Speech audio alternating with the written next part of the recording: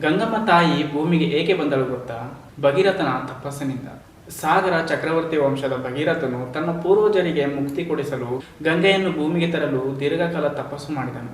ಭಗೀರಥನ ತಪಸ್ಸಿಗೆ ಮೆಚ್ಚಿದ ಗಂಗೆಯು ಭೂಮಿಗೆ ಬರಲು ಒಪ್ಪಿದಳು. ಆದರೆ ತನ್ನ ವೇಗವನ್ನು ತಡೆಯುವವರು ಯಾರು ಎಂದು ಅಹಂಕಾರದಿಂದ ಭಗೀರಥನಿಗೆ ಕೇಳಿದಳು.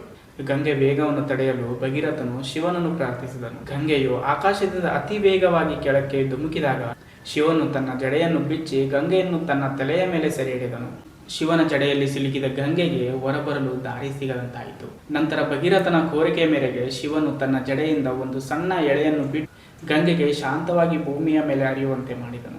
ಈ ಕಾರಣದಿಂದಲೇ ಶಿವನಿಗೆ ಗಂಗಾಧರ ಎಂಬ ಹೆಸರು ಬಂದಿದೆ. ಗಂಗಾದೇವಿಯನ್ನು ಶಿವನ ತಲೆಯ ಮೇಲೆ ನೆಲೆಸಿರುವುದನ್ನು ನೋಡಿ ಪಾರ್ವತಿ ದೇವಿ ಅಸಮಾಧಾನಗೊಂಡಳು. ಅವಳನ್ನು ದೂರ ಇರಿಸುವಂತೆ ಅಥವಾ ಶಿವನಿಂದ ಬೇರ್ಪಡಿಸುವಂತೆ ಒತ್ತಾಯಿಸಿದಳು. ಅದಕ್ಕೆ ಶಿವನು ಪಾರ್ವತಿಗೆ ಹೇಳುತ್ತಾನೆ, ಗಂಗೆಯು ಪವಿತ್ರತೆ ಮತ್ತು ಅವಳು ಭೂಲೋಕದ ಪಾಪಗಳನ್ನು ತೊಳೆಯಲು ಬಂದಿದ್ದಾಳೆ ಎಂದು ಶಿವನು ಪಾರ್ವತಿಗೆ ತಿಳಿಸಿ, ನೀನೇ ಈ ಲೋಕದ ಆದಿಶಕ್ತಿ ಎಂದು ಮನವರಿಕೆ ಮಾಡಿಕೊಂಡನು ಪಾರ್ವತಿಗೆ.